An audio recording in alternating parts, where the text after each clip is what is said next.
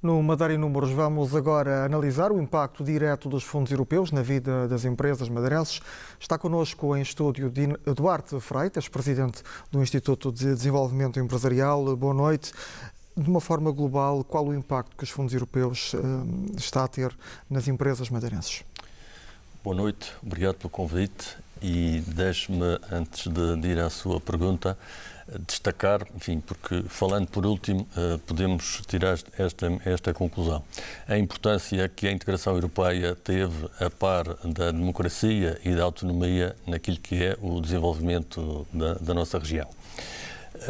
E também a própria existência deste barómetro vem reforçar a notoriedade e reforça a comunicação daquilo que é a importância dos próprios fundos comunitários e a percepção que todos nós, enquanto cidadãos, podemos ter. Em termos daquilo que o Instituto faz, a nossa missão é a promoção e o fomento, no fundo, da diversificação da economia, do desenvolvimento das empresas, do aumento da sua competitividade e fazemos-lo como? Fazemos recorrendo a um conjunto de medidas ao nível do financiamento, do funcionamento e do investimento. A área mais expressiva prende-se com o apoio ao investimento. Fazemos basicamente com recurso aos sistemas de incentivos, mas temos também instrumentos financeiros e outros, nomeadamente, medidas um pouco mais avulsas, mas que foram muito usadas agora durante a pandemia por reação e para mitigar os efeitos negativos que a pandemia teve nas empresas. Embora o Governo Regional tomou essa iniciativa e muitas vezes sem envelope financeiro comunitário, recorrendo ao orçamento da região, consegui fazê-lo. Nós atuamos ao nível de instrumentos para a reabilitação urbana, ao nível dos business angels, do capital de risco, da eficiência energética e, em termos de grandes números para impacto daquilo que é a nossa atuação, e circunscrevendo só a este atual quadro comunitário ao Programa Operacional Madeira 1420, portanto, desde 2014 até esta data, nós podemos já contar mais de 7.800 candidaturas aprovadas, a que corresponde um total de despesa pública superior a 211 milhões de euros e um conjunto de pagamentos iniciados que já supera os 156 milhões de euros. Estamos a falar em que áreas? Reabilitação urbana, também financiamento de empresas, eficiência energética, é isso? Estes são números dos sistemas de incentivos que cobrem fundamentalmente apoios à investigação, à inovação, à expansão, reforço da competitividade e à internacionalização.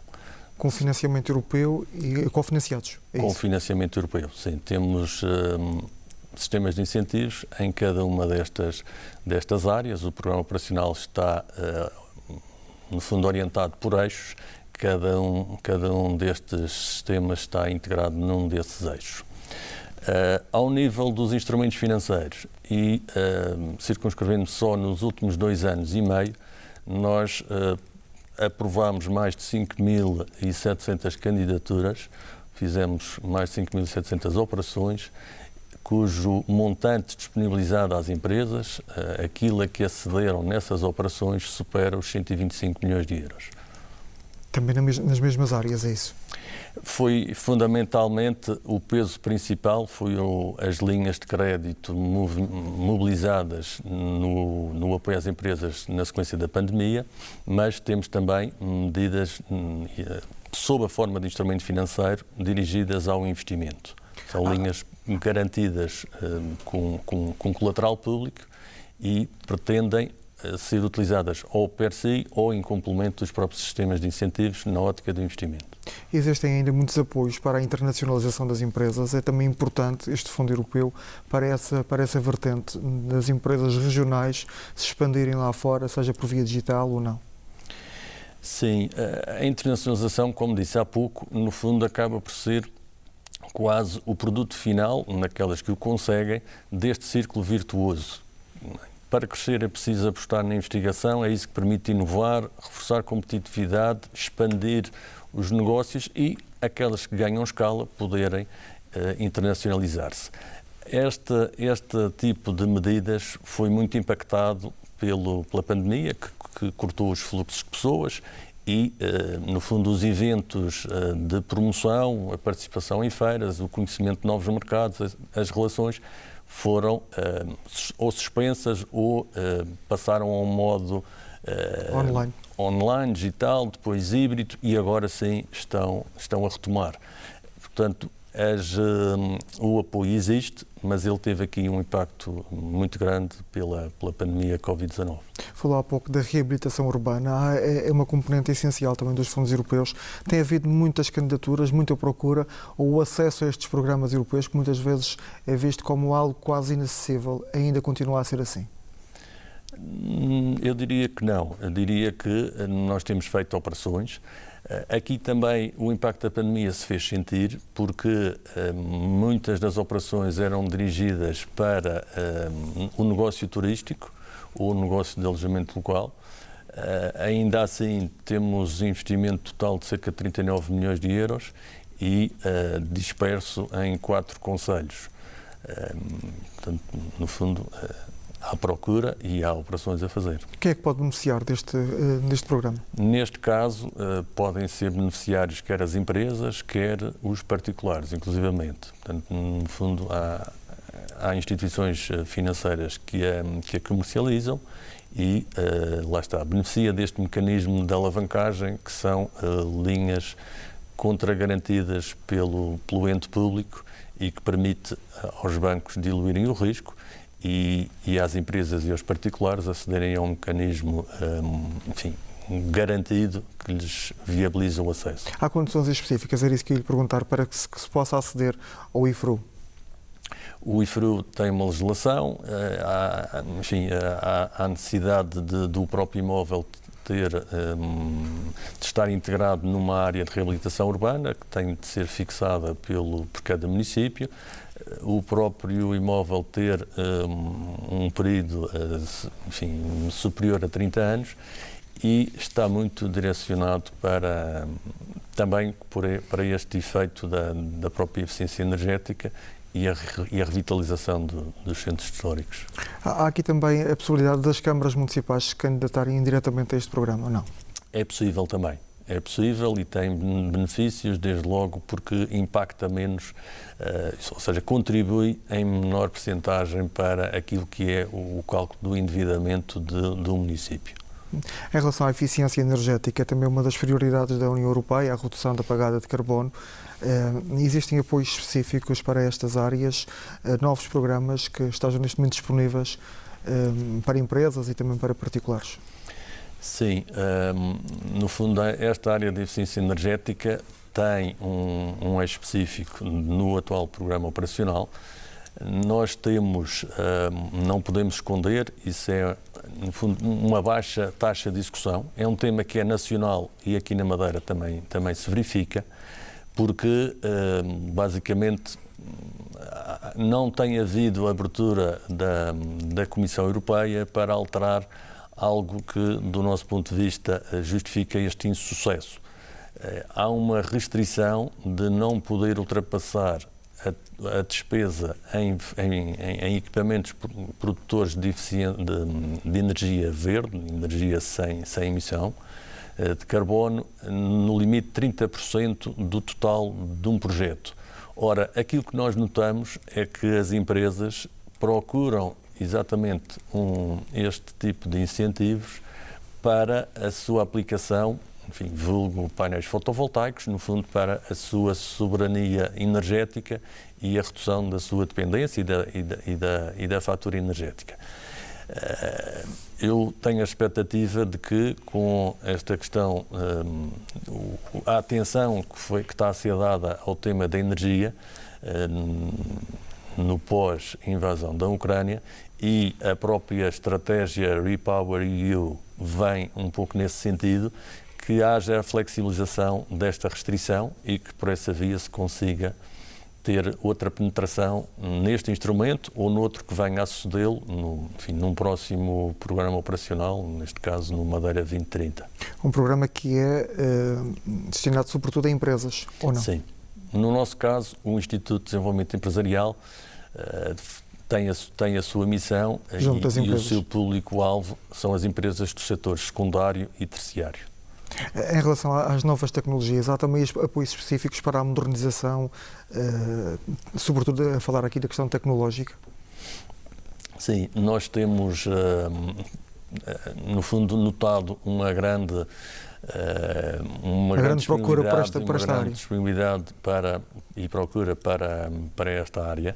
Abrimos recentemente e já encerrou um aviso que teve uma procura superior a 700 candidaturas. Já estamos a analisá-las e, de facto, tínhamos uma dotação de 4 milhões de euros e a procura foi muito superior. Isso espelha a disponibilidade que as empresas e os empresários têm para poder fazer investimentos que ajudem a transformar o seu negócio, quer na área da comercialização, da própria informação de gestão, da produção, da distribuição, e que tem múltiplas aplicações e, no fundo, contribui para um reforço da competitividade de cada negócio. Inevitavelmente o caminho será por aí, do ponto de vista tecnológico. Nota-se que há uma maior procura para estas áreas mais atuais, mais emergentes. Sim, no fundo, o próximo programa Madeira 2030, ainda não existe o acordo de parceria do Estado-membro com a Comissão, mas já são conhecidos os objetivos estratégicos e nessa medida o Europa mais digital, mais conectada, é um desses mesmos objetivos. O próprio Sr. Presidente do Governo Regional tem feito o destaque para a oportunidade única que a transição digital traz para a economia da Madeira, no fundo, afastando aquilo que é uma das restrições que ouvimos até aqui, muito características de cada uma das regiões ultraperiféricas, que é o seu isolamento e o seu distanciamento em relação aos territórios continentais e aos centros de decisão, e os sobrecustos que isso gera. E, naturalmente, nós, com as infraestruturas que conseguimos, ao longo do tempo, por iniciativa do Governo Regional, lançar, nomeadamente, a questão do cabo submarino, a expectativa em termos de garantia de segurança, fluidez, rapidez, tarifas, e a aposta naquilo que tem sido a ligação com o sistema científico e tecnológico e a aproximação às empresas, as qualificações ao nível destas áreas, das engenharias, das informáticas, temos a expectativa que isso possa ser um caminho para ajudar ao nosso desenvolvimento. Muitas vezes fala-se dos fundos europeus, como dizia há pouco, o acesso a algo burocrático, complicado. Tem-se notado uma agilização de procedimentos ao longo dos anos? Sim, nós temos feito esse esforço na agilização de processos. Eu gostava de dizer-lhe que, enfim, o Instituto não tem a latitude de decisão, a margem de manobra que se possa pensar. Nós estamos alinhados com o sistema de gestão e controle e com o manual de procedimentos que são validados por um órgão de fiscalização, pela Inspeção-Geral de Finanças. Temos feito evolução nesse sentido.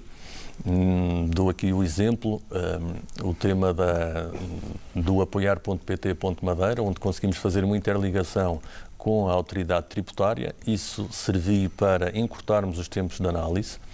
Temos feito também, e já quer neste programa, quer no Digital Madeira, por exemplo, o termo de aceitação, a sua assinatura ser feita por um mero clique na própria plataforma. O termo de aceitação não é mais do que o contrato onde se fixam as obrigações do beneficiário e portanto, temos a noção de que neste assunto é um bocadinho como aquela imagem de quem está a meio da ponte, ou seja, ao percurso feito há sempre temos de ter sempre a vontade e o compromisso de continuar a percorrer aquilo que está por fazer.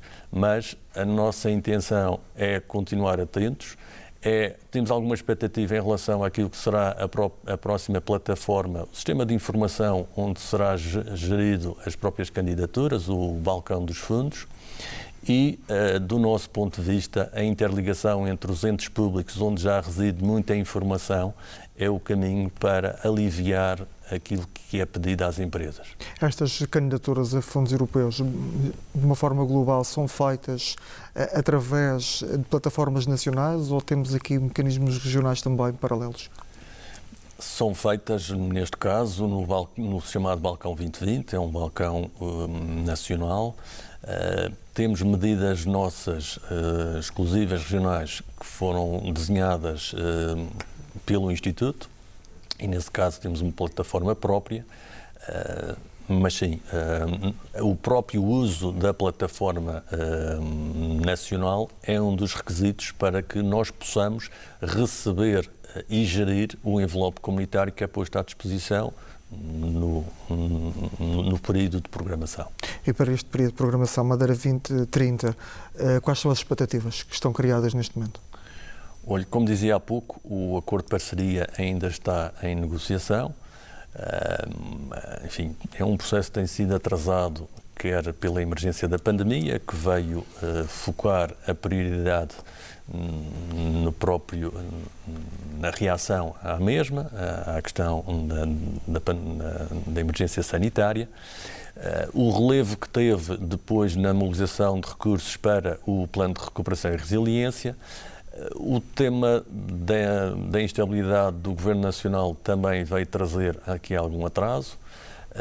Nós, pela nossa parte, temos dado o nosso contributo para essa negociação, que compete à Autoridade de Gestão na Madeira, e a expectativa que temos, enfim, em termos globais, é de nos alinharmos para aquilo que são as prioridades e os objetivos estratégicos desse mesmo quadro financeiro plurianual. Enfim, uma Europa mais verde, uma Europa mais digital, uma Europa mais conectada, mais próxima dos cidadãos portanto, no fundo, conseguirmos ajudar as empresas a fazer o seu processo de transição digital, transição climática, transição energética, nunca descurando instrumentos de apoio à sua competitividade e, no caso específico, podermos continuar a manter uma dotação específica RUP para, no fundo, suportar os sobrecustos que as empresas têm por aqui se localizarem.